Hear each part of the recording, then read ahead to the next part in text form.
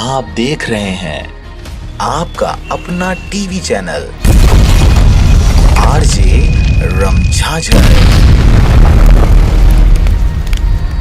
जज्बात के रंग भरोसा के संग। खबर है मुंगेली जिला के सरगांव क्षेत्र का, जहां पर भारत में सबसे ज्यादा उत्साह के साथ खेले जाने वाले खेल क्रिकेट का आयोजन किया गया। आपको बता दें, तन मन को स्वस्थ रखने के लिए खेल जरूरी है। जीवन में खेलों का महत्व है। कड़ी मेहनत व परिश्रम से ही खेलों में सफलता पाई जा सकती है। खेल में जीत व हार लगा रहता है। हार से नई सीख के साथ जीत के रास्ते बनाए जा सकते हैं।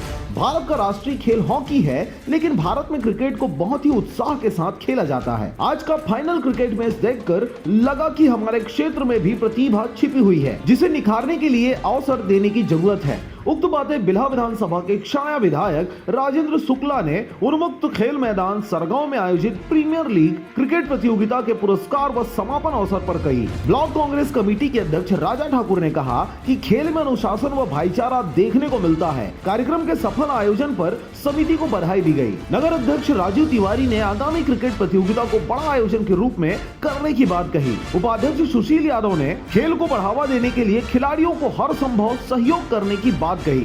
प्रतियोगिता में 16 टीमों ने भाग लिया।